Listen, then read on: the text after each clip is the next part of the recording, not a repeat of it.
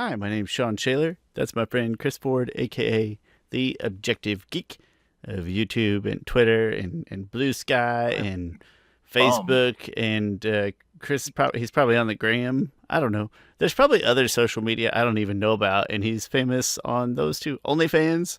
He's got an OnlyFans account where I think we've talked about he just shows pictures of his action figures. That's it though. that. Yeah. Just If only. Man, I made this great looking Mr. Terrific statue that I recently worked on. Looks and like now I gotta go grab it. That's only funny to me because I And just watched Superman for our recording next. I oh, just did watched you? that today, and I'm trying really hard because I interacted with you too much about all the Superman I stuff. know. I was like, Uh, I was thinking to myself, when has Sean watched it yet? right. So this one, I tried to like, no, Sean, you're just gonna shut up for another week Yeah. and just hold it Yeah. in right here. But I watched that today. Anyway, you've got a Mr. Terrific, and you're gonna disrobe him on OnlyFans, No. and oh, he looks great. Yeah. He looks Looks fantastic. I made this so this is a statue. And like I I really thought about, all right, how do I get his spheres to look like they're like levitating in the air? And then I used like just a clear wrap something. This was a Captain America statue from Infinity War. So I was like, oh man, this looks great. I did the How did you do the jacket? If it was a Captain America, how did you do the jacket? I had to make the jacket, which that was the biggest piece that I was like, I'm not sure I know how to do Yeah, for this. sure. Uh, How did you make that work? It looks amazing.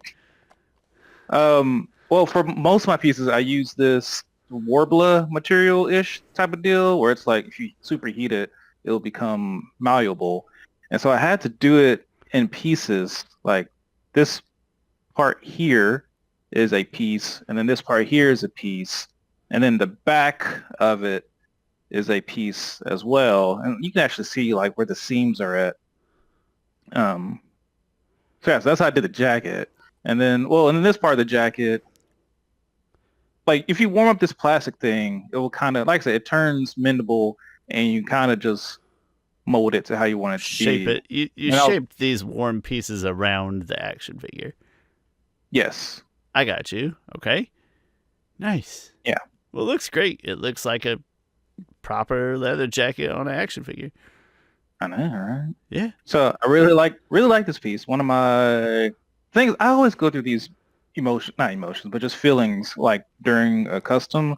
I go through like, oh yeah, this is gonna look cool. And then it's the point I'm like, this is not gonna look like I thought it was gonna look. It currently looks like crap. And then This when I is finish going it, I'm like, poorly. oh yeah, this is and then when I finish it, I'm like, this is better than I thought it would be. Um, and so one thing, I posted this in the usual place I post customs, and they didn't get as much feedback um, on as I do other customs. I mean, is it just because it's Mr. Terrific and not like a more Uh, prominent figure? I don't think so. Like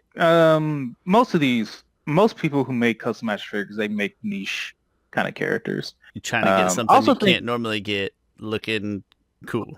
yeah, I also think there is a there's a higher number of people who like to customize action figures than like to customize statues. Like a lot of people just customize action figures. I do both. Um, Is but it yeah, not a lot because of people. statues are more expensive? It's like a Probably, higher even though risk uh, involved. I always find cheap statues, except for the Mr. Freeze one I did was a pretty expensive statue. I'm glad it came out as great as it did because I spent $50 on the statue. I never like to spend $50 on fodder is kind of crazy, but I was Yeah, like, that's. I nah, it's mean, gonna look great. there's risk involved for sure. Yes, yeah, the risk like this, the Captain America one I found at a toy store for $20. So like for a statue to cost $20, I'm like, oh yeah, that's not a big risk if it doesn't turn out how I like it. So, but anyway, yes, really do. Oh yeah, to your point, that could be the points that not a lot of people do statues because it's a little more expensive. I believe that just as like the base material, that's gonna be Yeah. harder to palette if you don't finish. Uh, Yes. well, that hey, the final product looks great, and that's timely because not this week, not next week, but the week after that, and probably, if I know us to some degree, the week after that. Absolutely. There's no way. Probably. Sorry, you're gonna get it. You're about to set it up. Go ahead. It'll take us 2 episodes. We're gonna rank every Superman movie with our friend John, and it's gonna take 2 episodes. We'll have to chop it in half, and we won't know when the halftime is. It's just gonna come a certain point when I'm editing. I'll be like, "That's good," and that's gonna be that's gonna be the marker. But and then I'm already planning. Oh, but I need to tell John this, just to sneak in, rank the Supermans real quick, and then rank maybe the Lois Lanes, and then the villains. Okay. If we have time, we Going definitely for will the have time. whole shebang. We definitely have time to rank the Supermans. That has to be done. I have strong feelings on the Lex Luthors. Ooh, interesting. Okay. In particular.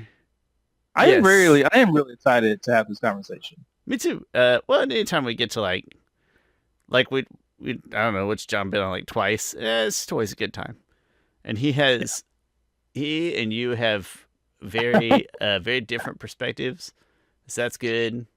I probably usually float a hair closer to you, but also I think it's because John probably internalized more of these things at a much younger age, right? He probably took them in much closer to their time and their intended origin, whereas I probably skewed closer to you. But it's always good, always different perspectives.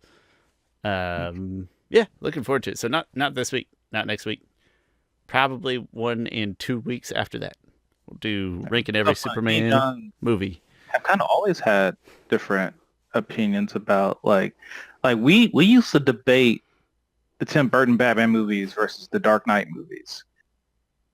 Like that tracks almost perfectly with what I won't say what little I know about, but what I know about John. That tracks pretty nicely.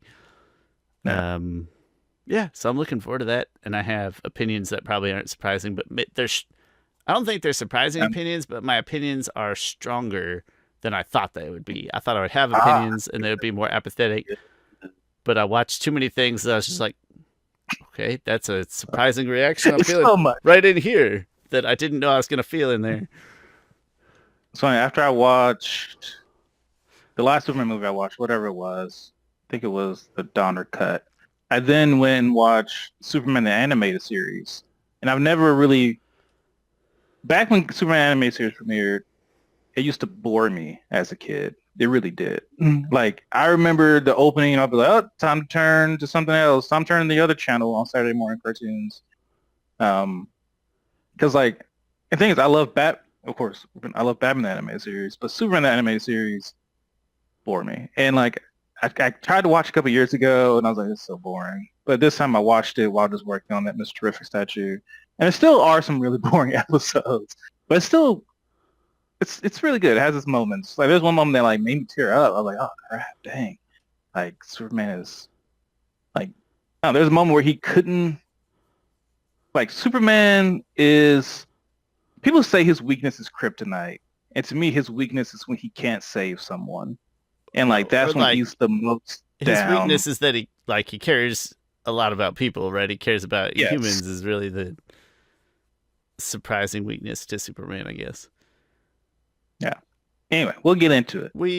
That Superman TV show as a kid, I just remember watching it and thinking, this feels old. Like I felt like even in its time or roughly there, it just felt like an older cartoon to me. Whereas if I turn another channel, I'd get like the good TMNT, like the reruns, because it's done, I think, but like the late 80s, early 90s TMNT or Batman, or I was a Recess kid. I loved Recess. And Superman just felt old. It felt like it is like, this is like a late 70s cartoon. It wasn't. It felt like that. No, I get that sentiment. Yeah. But yeah, looking forward to talking about that. Chris, great statue. What else you been up to this week? Nothing much at all.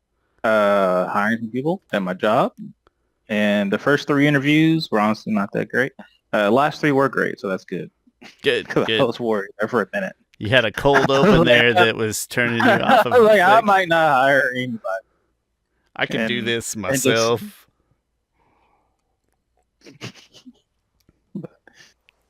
Yeah, that's what I'm up to. Fantastic. So, we are moving baby into the crib. I Good. mean, we're kind of in denial. Does it count as denial if you know you're in denial? Maybe. But Yes. just like we have liked having him in our bedroom because he's cute and he's a good sleeper. And sometimes you wake up in the morning just to like happy little baby coos, and that's funny to me. You just wake up and he's just over there like I'm like, oh, that's cute. So we we didn't really want to move, but he's literally like he's too big for the bassinet. Like if he puts his hands above his head, his feet and his hands are Yeah. touching the bat. I was like, Heather, I think we have to. I think we actually have to do it now. So he's in his crib upstairs. So that's fun. And then I just watched most of the Nintendo Direct earlier today. And I won't bore people about it because there's way better sources than me. But it's a funny one where, to me, I thought it was kind of bad. And it's just one of those things that, like, puts you in your place is too negative, but it kind of reminds you of, like, your relationship with the product versus maybe the intended audience. Because I thought it was bad. And then a lot of people online really liked it. And I just thought that was surprising. But the most important takeaway for me is that Galaxy 1 and 2 are coming, and I know it's kind of expensive and it's kind of an a-hole move that they put Galaxy on this stupid expensive 3D All-Stars thing, and now Galaxy 1 and 2 on its own full price thing. But, Chris, those are two of my favorite Mario games ever. Best soundtrack in I video never played them. games, period, is Galaxy 1. I have to buy them because I never played them before. I Will they think be like $60 or it'll be 70? 60 on Switch 1, 70 on Switch 2. And I don't even know if that's remastered, Chris. They might be like re-resolutioned or something, right? Because the Wii was in 4:3 primarily. But it's like that's my point. It's like I see to me, it's like, oh, ew, that should be like a $40, a $50 deal that they're just putting ROMs together on a cart. But Galaxy 1 is the greatest soundtrack in gaming. And it's coming from a guy who likes RPGs, right? The things like soundtracks, RPGs, Nobuo Uematsu and whatever the guy from Dragon Quest who I feel really bad I should know his name. Nope, Galaxy. And then Dragon Quest 7 is getting a remake, but those are both on the Switch 1. And I don't think either one is going to like struggle. Like it's not going to play Dragon Quest 7 remake on the Switch 1 and be like, man, this performance is tough. I should get a Switch 2. And that to me is, but anyway, if you're a Nintendo person, it's a big direct that I didn't like, but apparently a lot of people did. And I've been playing a lot of Switch lately. I don't really know why I've been in the chair watching football, playing Switch, those things. Maybe just getting less busy. And because I like football, so I find excuses to sit down and... You probably don't have to hold the baby as much anymore. Baby can just be on the ground, have ground time. Mm-hmm. He loves ground time. He loves sitting in that. It's like a chair thing, but it kind of holds him tight. Like it's kind of a snug thing that kind of holds... Loves that. Today I made him wear a pair of shades, and he likes those. Pretty much likes everything. One of those things you stand him in, and it's got like it's almost like you stand him in it, and there's ones that are stationary, there's ones that are walks. It doesn't bounce, it just stands. But it's got like musical noises and buttons all over the place. You have the stationary one? Yeah, and he eats that up, man. He just slaps his hands until he hits a button, and then when he gets one that makes noise, he just like squeals, like happy squeals. I could listen to him do that all day. I was gonna say you should not. Had you said it's the one that rolls, I wouldn't have like did the overbearing parent. But those are like typically more dangerous. Mm-hmm. I would have told you how to be a parent. So we do have one that rolls, but he is substantially too small for it still. Like his butt will slide off the side like into one of the leg holes. So we do have one. I assume we'll use it at some point when he can't accidentally run his head into stuff or whatever, I think the most dangerous thing is stairs. Because if they fall down the stairs, like there's no their head. Like there's no natural. Down. Yeah, it's just like they're stuck in the thing. Thankfully, it's literally downstairs. It's right over there. So it's like, he wouldn't go too far. But I've got a nice hard floor space with like nothing he can hurt himself run into. So someday, I don't know, it's there.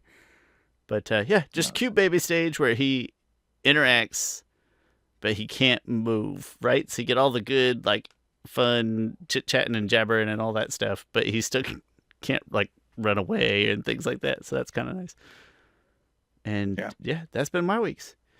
Chris, we're going to do an episode, which is what we're doing right now. We're going to do a thing called What If Luten Didn't Die, which in hindsight will feel like an ironic thing. But what if Luten didn't die? And by that we mean this flashpoint of the siege. The end of the siege is near, depending on. There's that one bit that you read that I maintain is not canon, but that's for, when it comes to canon, the show, anything that happens in the show that's number one. Takes precedence. Precedence. Yeah, Thank you. I don't say precedence. predication. Takes precedence, and then it's the comics or any narrative tertiary material, not adjacent material. Then I go to creator thoughts. Wow, it's like, yeah. Okay, I gotta be honest. To me, creator thoughts, that's not even a little bit canon. That might be third in line, but the drop from a comic narrative like on paper to creator thoughts. I agree with that. But I still, as long as it doesn't contradict what was said in the show, like it's a source that you referenced in your Wikipedia article. When Korra happened, like if you watch at the end of Legend of Korra, Korra and Asami walk off and hold hands into the spirit. Oh my gosh. Spirit portal. World, Spirit Realm, Spirit. The Spirit Portal. Immediately, Bryan Mike wrote, Korra is canon. You can it was mark it down. Yeah.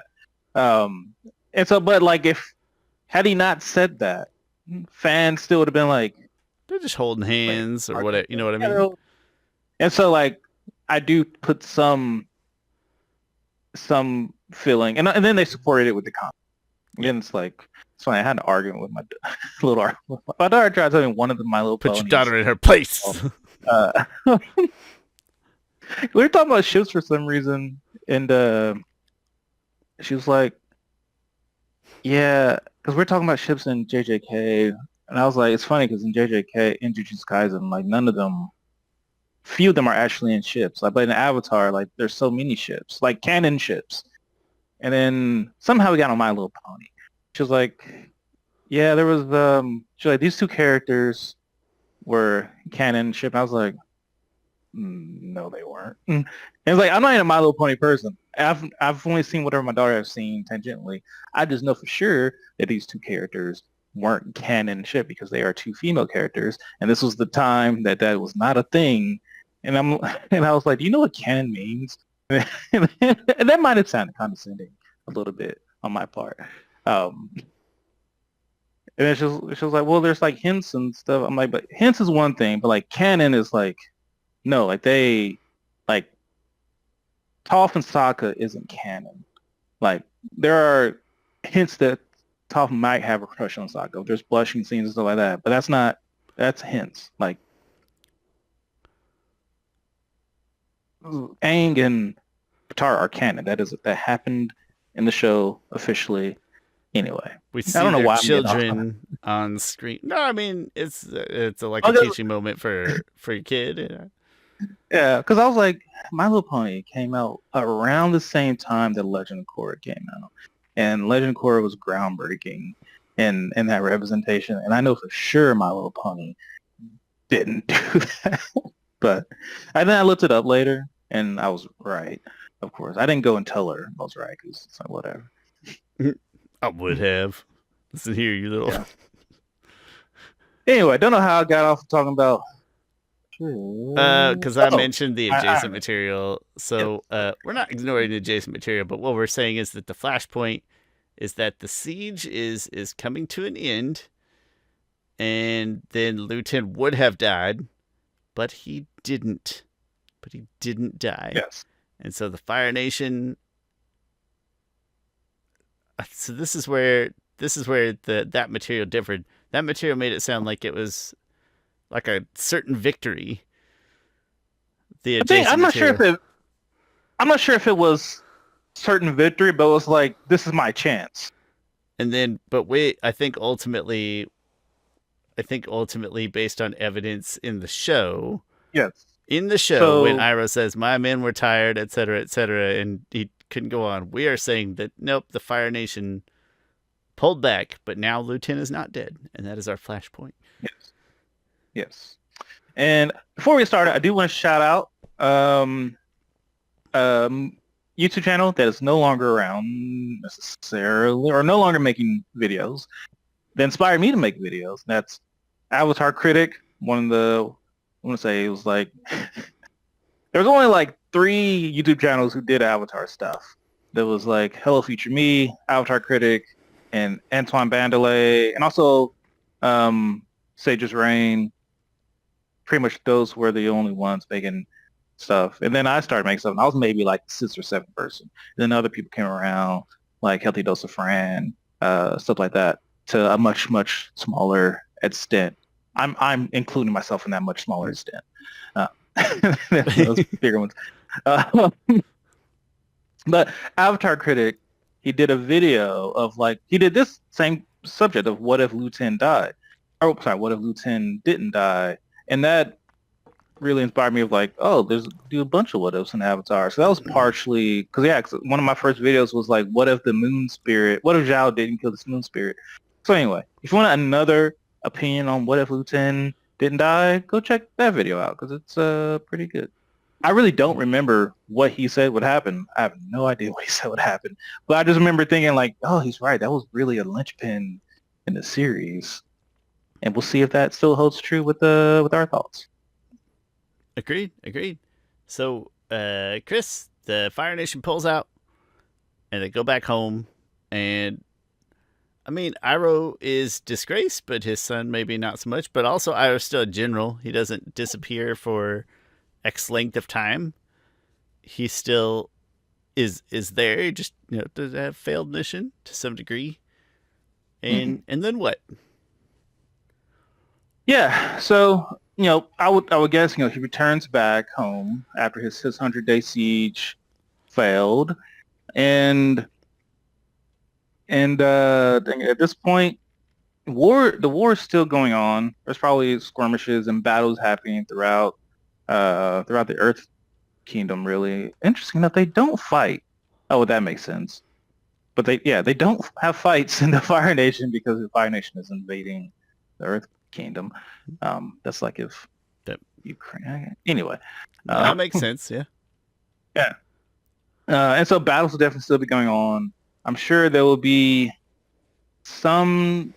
Iroh goes back and he's still sitting at court and stuff. The thing is that what I was, what I think will probably push the story forward most in a logical manner is that Prince Ozai, at this point, the third in line for the throne, he still has ambitions for the throne. Like, and these ambitions are known. Like, he says this to Zuko in the Day of Black Sun episode where he's like, your mother knew I wanted the throne. So this is something that not only does he really want, but so much so that he's either shared the information with his wife or she can tell just from his actions and stuff. So he definitely has ambitions for the throne. It's a matter of what he's going to do to try and get to the throne. And so he then probably is trying to get number 2 out of the picture, one way or the other. Chris, which I think we talked before, there's that scene where he maybe approaches the current Fire Lord, and it could be similar, right? It wouldn't be quite the same, but it could be similar where he approaches the Fire Lord and is like, hey, you need to make me the Fire Lord instead. Look at him, he failed this mission. That could still probably occur. It just wouldn't be as compelling. Yeah.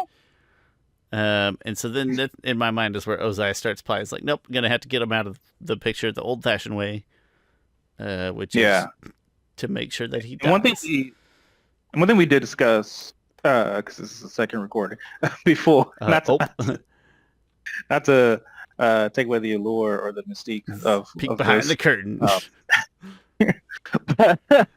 but we did discuss that Azulon, the current Fire Lord, does love Iroh. In fact, I feel like he probably loves Iroh more than Ozai. Like, Iroh is a general. He's a vet. He is a decorated general at that. He's also Azulon's firstborn son. Like, he is not just willy-nilly giving over, passing up Iroh just because he lost a 600-day siege, while Ozai is honestly just sitting at home, probably training and stuff. But he's not battle Just doing tested or battle work. douchebag stuff.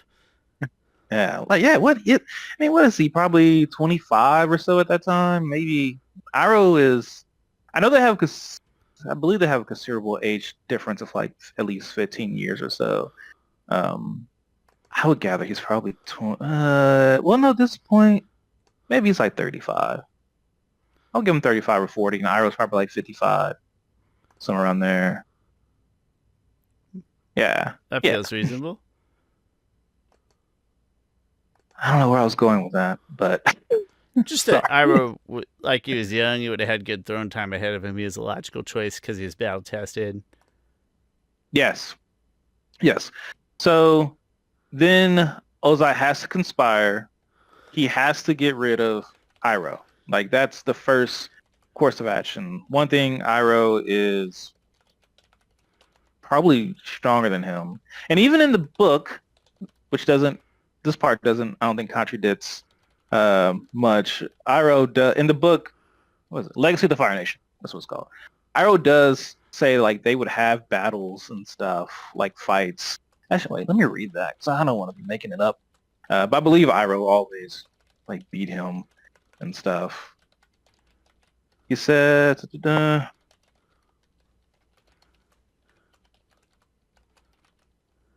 oh, it says, as we grew up, we grew competitive, as brothers do, but his ambition, we would fight like warriors over, they would fight like warriors over games of Pai Show. Okay, never mind, they wouldn't. Where he would grow frustrated in fits of rage, flip the board, split in pieces. So never mind, they didn't do physical fights. Boo. But nonetheless, Ozai, We I'm can sure you can imply gather that as this is competitive like, siblings that they threw a punch at yeah, each other before. yeah, you know your sibling's strength Yeah, 100%. to a certain extent. And also, again, he is a decorated dragon of the West. It takes a lot to get the title dragon. Apparently, you got to slay a dragon, and that is quite the feat for him. I wonder if there's other dragons. There's like someone's like Dragon of the North. Also, why did he get the name Dragon of the West? Did he kill a dragon in the I'll Western? say, isn't the Fire Nation on the east half of the Yeah, map? yeah. No, they're on the west part. My bad. I'm tripping. They're on the west. Okay, so yeah, just he just western I half. was, yeah, It's yeah, maybe. the cardinal direction doesn't do much for me. He could have just been the dragon, and I'm like, oh, that's The sick. Dragon of the West. Yeah, just Iroh, the Dragon of the West, and no one questions it because it's just a cool sounding name. Yeah. Like, you got to be the dragon of something. the dragon And of it's like can't be the dragon of the Fire North Nation. That's is too not. strong. That's too strong. Yeah, that's yeah. Um. Anyway, he's a dragon. So Ozai has to conspire to take him out. Now this is where Shawn and I differ on where to go from here. We had I won't say a big debate, but so I think so. By the end, you No, never mind. you got me one over. Oh, okay. We settled on like a Mulan thing. The manner of which it kind of occurred, we had some differences maybe, but I think we settled on a Mulan take. Okay. To preface this, I would say, like, all right, so they're at the Fire Nation. They're doing general council war meetings and stuff. And I think at this point is where Ozai really starts to do his conspiring thing. Like, he might be like, oh, I hear that this area over here, like, if we win this battle here, it'll be a very decisive battle. He's like, but, we need a really strong general for that battle.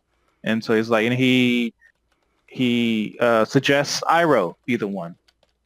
Right, it's like, brother, this is the time for you to reclaim your honor and stuff, whatever, putting in those poetic waxings. While maybe Iroh's, never mind, I was like, while maybe Iroh is maybe considering stepping back a little bit, who knows?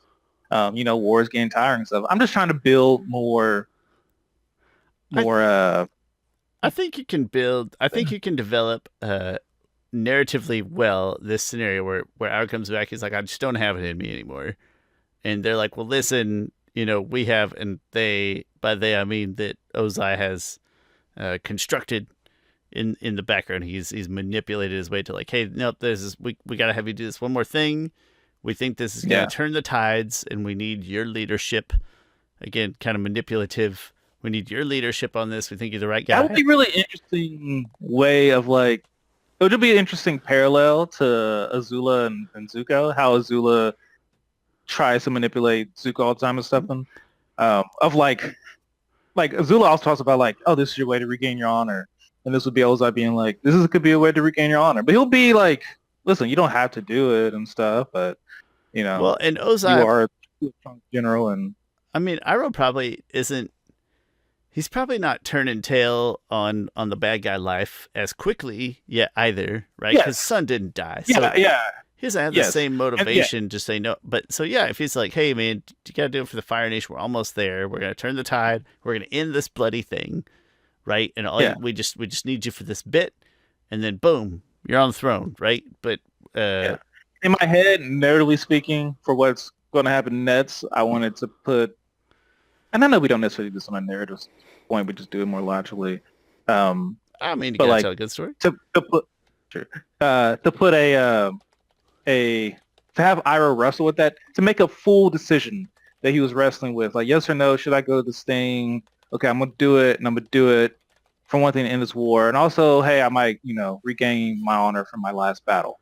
Right. So like, it's a slightly more selfish thought, right? Mm-hmm. Okay. So You could mask it Iroh's with like, some good intentions of like, man, if we just get this over with, that's fewer yeah, lives, fewer sieges, fewer nonsense that we had to do. yeah. I get it. As Mike and Bryan like to say, which I disagree with, because I think they've talked about Iroh before of how like like yeah, Iroh wasn't like a good man, and part of him wanted, and I call BS on this. I don't often call BS on Mike and Bryan. But Chris, it's And not maybe it's canon. they, I call BS on him right now. but they but they said like Iroh, part of Iroh getting into war is like you're saying, it's like he can possibly end it quickly and with fewer lives, right? I don't. But to me, that's not a good reason to do war. Right? It's like, oh, I'm gonna do war so I can get war done quickly. Like, no, that's because they're kind of explaining like where Iroh is coming from on being in Yeah. by invading nations and stuff. And me, I'm like, no, he just No, they it was- already also said like he saw a vision that he would take on Ba Sing Se. To me, that is already enough, and wouldn't add in the notion of him trying to end and spare lives through some He was just drinking the sense. Kool-Aid, and that's Yeah, yeah, he was in a country that's like, hey, we're gonna spread our gifts to the rest of the world, yeah, and he's like, I know there's gonna be some conflict. I'm not saying he's a good person. We've established that we like yes, his arc. yeah, Uh, yes, because hey, drinking the Kool-Aid turns out it's not always a good thing. But that's how I've always chalked it up. It's like, no, he was just in on the I, yeah, in on yeah, the own. yeah. On his own side. I've never thought that Iroh was evil. Like, yes, I'm about to kill these people here and this Earthbender here. Kill It's everybody who just, don't yeah, agree. of course he's drinking the Kool-Aid like that. In Fire Nation Indoctrination, that is the story of Iroh and Zuko and how they step through that, right? If you are like so far over that you are like fully like a villain of I kill just as I kill, that's not indoctrination. You're just an evil person. Mhm. Like you went indoctrination can only go so far, I guess. Yeah. Okay. So Iroh is He's on this He's on this tour. battle. One more Yeah. Earth Nation tour. Yes. And Luten comes with him. because Luten loves Iroh. Mm. Like that is without a doubt. He says it in that letter, in that picture of Luten that Iroh uses in Days of Ba Sing Se, Tales of Ba Sing Se. That letter reads like, "Till we win the war, your beloved son Luten. Luten loves Iroh, and so he will follow him into battle." Uh, Well, maybe he was then, just part of his regiment too. It's like, oh yeah, we kind of a yeah, package deal. yeah, and so our, I believe our thoughts were like, what if Iroh gets injured slightly? So Ozai, the whole point of Ozai singing this battle is that he's sending an assassin to kill Iroh, and then that assassin, right? Because you need someone, you need a great assassin, right? Um, so that assassin would be possibly either the combustion man or a another combustion bender. I I don't know that it has to be as much as I love tie-ins as much as anybody. I don't think it has to be Mm, combustion man in I don't particular. think so. But we talked a lot about, and Chris, I'm so hooked on this idea of that you don't really see it. That you hear this pop pop, and then you like that's the teaser that you hang on to for Wait, three I forgot we talked about whole. that last time. I can't get it. I can't unthink it. Pop pop. God, I love the episode where it's like season 5 or 6 because one of the less good seasons, and there's fewer good episodes, but they're trying to get the rich dumb kid to come to their school, and he's like, I want that to be my thing, and then later they go check on Magnitude, and he's just like written a lot of like bad punch phrases on the whiteboard, and he's just like testing them out. He's so depressed. Anyway, sorry. But that you get that teaser, so we know it's combustion bitter now. But you just Yes. you hear this pop pop, and ultimately what happens, Chris? I prefer the angle of Luten taking something happens to Iroh, something small.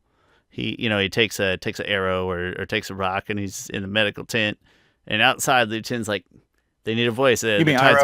Iroh takes I'm sorry. Yeah, Iroh takes a Iroh, minor yeah, I something. got you. It's not life Yeah, threatening. I'm It's fine with just debilitating.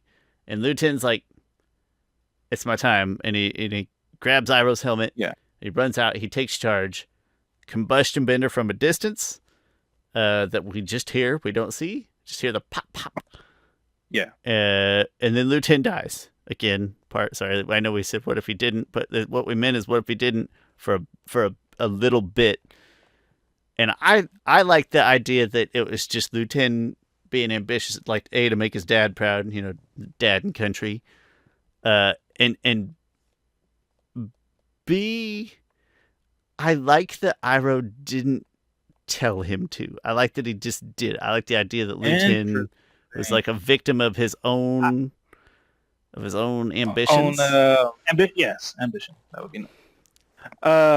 It's funny. So I could go with that. The other way you can go with that, and I think we talked about. Oh my gosh, my back is itching. I have a back scratcher down here somewhere, but or I have to use.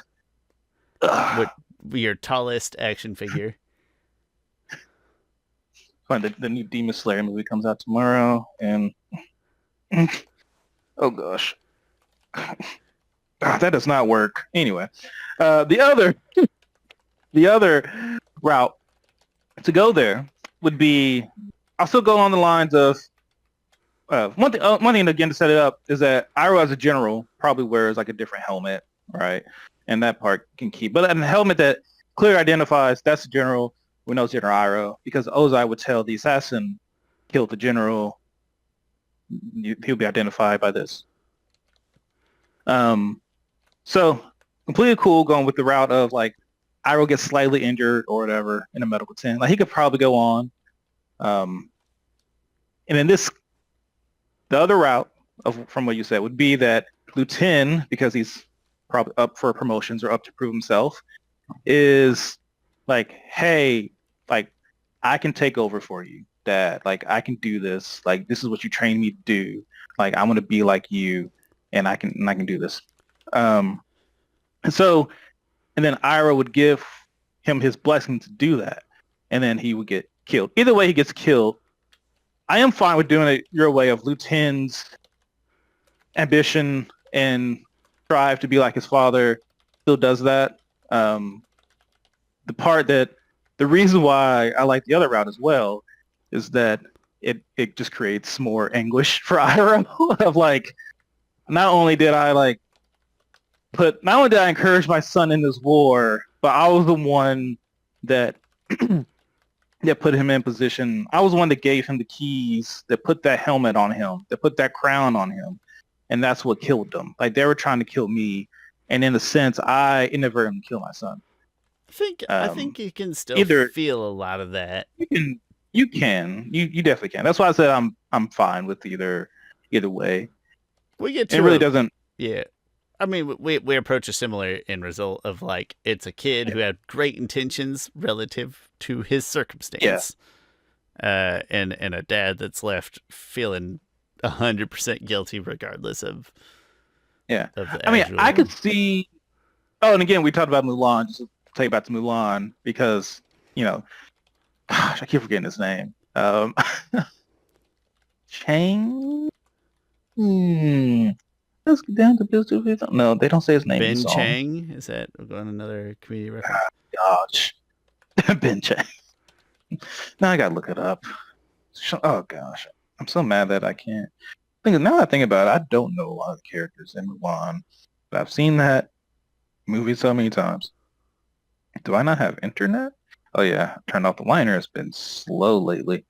Oh, is my Wi-Fi even on now? Not that I would change. It is on. Mulan. Fa Mulan. Can't be Yao. No. Li Shang. That's the name. So I was right. Or did I say Chang? You said, well, I mean, I Yeah. heard Chang, but it could have just been because I was thinking I think about community. Hear what you want to hear. I'm pretty sure I said Chang, but it's close to Shang, and that's what I meant. Li Shang. His dad's name apparently is Li Shang also. Oh, his dad was. Wait a minute. Wait. No. B.D. Wong played Li Shang. Okay, that makes more sense. He does sound a lot like B.D. Wong now in my head. B.D. Wong is he's in a lot of stuff. Um, he was the one that I hoped would play um, Long Fei in the live action one. Anyway, in Mulan, Li Shang is very much about like proving himself and stuff and taking over for his father and trying to and then he does take that part when his father dies. But in this case, Li Shang, aka Luten in this case, dies. So Iroh has to deal with that guilt and stuff. And then I want to say, so we had a lot of conversation about leading up to this point. But then after this point, after Luten gets killed in this battle, which is, probably takes place 6 months to a year after Siege on Ba Sing Se, somewhere around there. um, Iroh probably still goes down the same spiritual path he went down.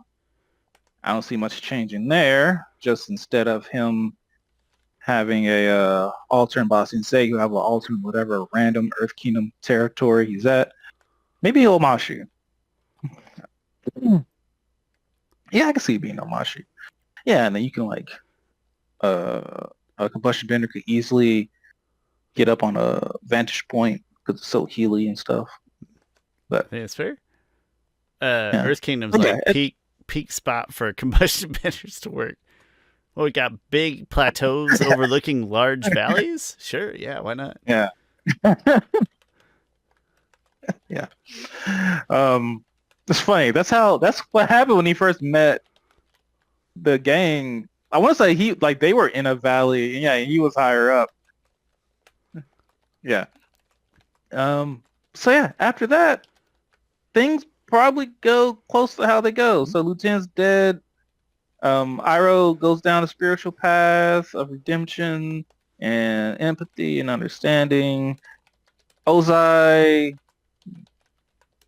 still kills Zulon with the help of of Ursa.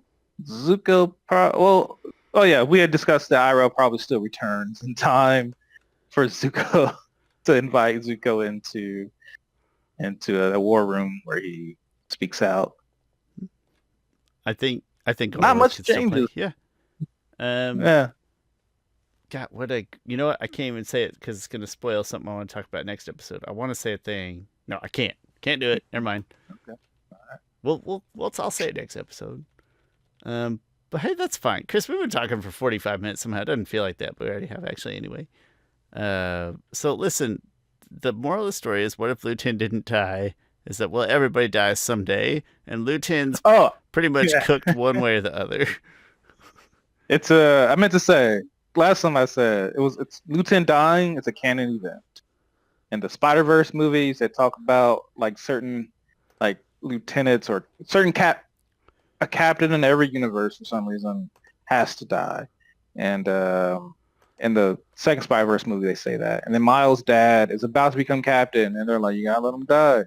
And he's like, "No, f that. I'll fight you all. Like, I'm not gonna let my dad die."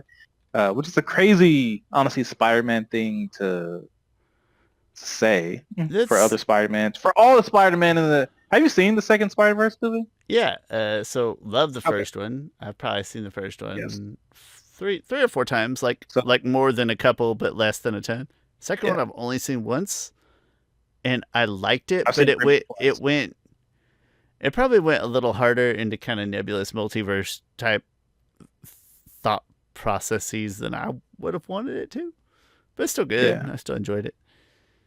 Well, then to me, it's like, well, you don't know for sure. Like there are That's so many universes that every one of them, a captain has to die. Yeah, that's a Like, weird. just, Why would that be a case? Why would it? I don't. and then even if that's the case, you don't accept it. Like Spider-Man and most of these universes, like Spider-Man's story is about often dealing with guilt and dealing with burden and dealing with responsibilities and stuff. But it's also like, I will try to save everyone. Like, that is, I have to try. And like for all the Spider-Man and all the universes, be like, no, we gotta stop this kid from trying to save his dad. It's kind of a a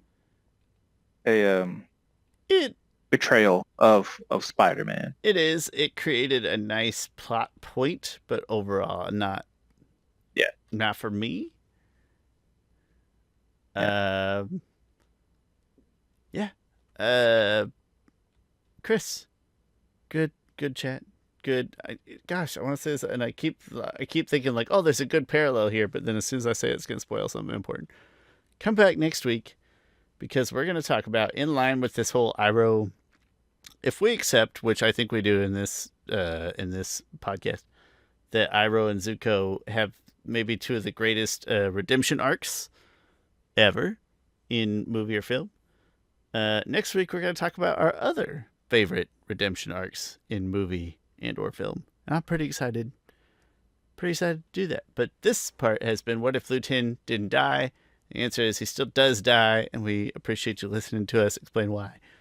My name's Shawn. That's my friend Chris Ford, aka The Objective Geek of all the social media. You can find him on OnlyFans at I Unpaint Figures. That's his name. I unpaint them. Because how else would you undress them? I don't know how you undress an action figure. That's ridiculous. I gonna feel really bad if there's somebody out there with like acetone who actually just does unpaint figures on OnlyFans, just stripping it right off. Pun Like intended. some Yeah. Pun intended. Anyway, thanks for listening or watching. I'll put all the stuff down in the description. And any likes, comments, bells, subscriptions, positive reviews, thumbs ups you can give us, we appreciate it all. And if not, that's okay too. Thanks for watching, and we'll see you next time.